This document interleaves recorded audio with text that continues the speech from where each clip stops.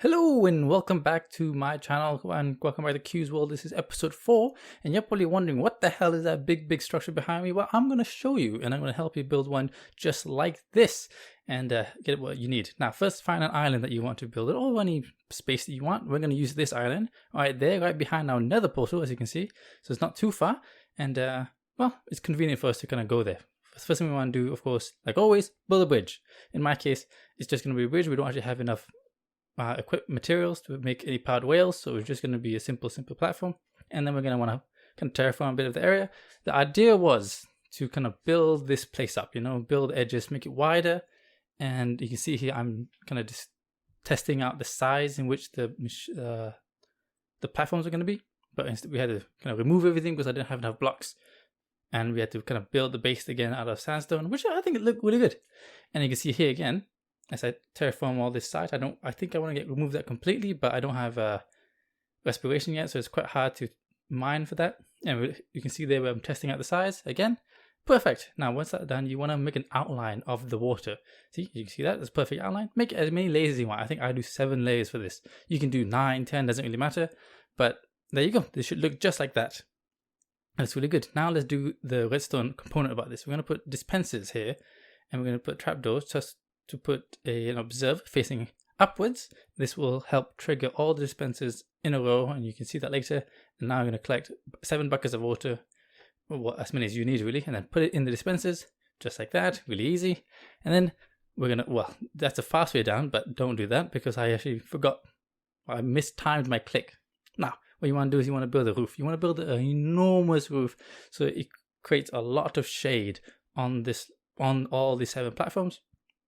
Or 7 floors, I should say, and the bigger the better, really. So I did quite large, but you can make it a lot bigger just for better weights. Now, in order to have a timing clock, we use a hopper clock, meaning we have 2 hoppers pointing to each other and a redstone block that will lock one of the hoppers and will be pushed back and forth. So one is locked and one will slowly kind of put all the things it has into the next hopper and then back and forth. Which is actually really easy. You have comparators and 2 repeaters pointing outwards and then inwards into the pistons. And also we have a note block, which I'll show you later. Yeah, and that's actually really it. It's really simple. And of course, redstone dust to connect the circuit up. That's one of my favorite clocks. This is, except I did do a mistake here as I was kind of testing it. I realized that should be a sticky piston and not a normal piston. That means we had to destroy it and use slime balls. Except we don't have slime.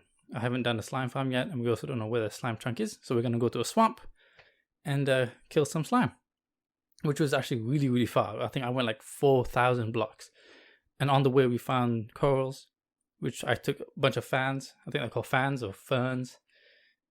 Which we will use for a TNT duplicator. But that's for later. We also take pumpkins, because we're also going to need pumpkins for iron golems, which again is for later once we start making more farms. But, it's good to have it now. Now we finally made it to the swamp.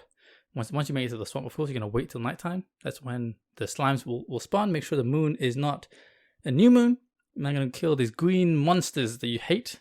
Now this guy, well, he is green, but not exactly what you're looking for. He does have a sugarcane that I kind of wanted, so killed him. Take it. Those things. You want to use a looting 3 sword for this to get more kind of drops, but I didn't have any, so I just used a bow.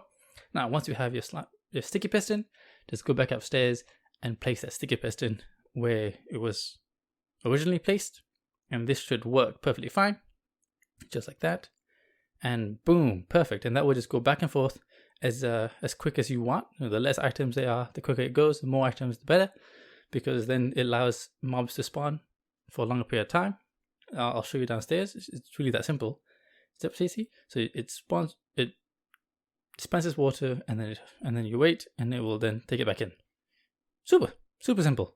Now let's do our base. Now what this is basically, as you push those mobs, you want them to be confined in a little box so you can control them, and then you're going to build these corners so that you can push the mobs back into the center so you can kill them like a killing chamber, except it'll be automatic, of course. We don't really have to do anything for it.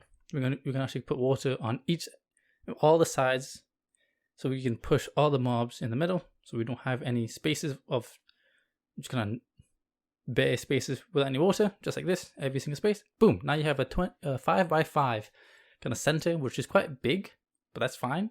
You know, it doesn't really matter. We can still work with this. What you want to do is you want to make a path underneath that space, that 5 by 5, and you're gonna line it up with hoppers. Just, you know, a collection system, any way you want. But I use hoppers. You could use water, but that's fine. We use water, so we use hoppers, and then to kill them, we're gonna use campfires.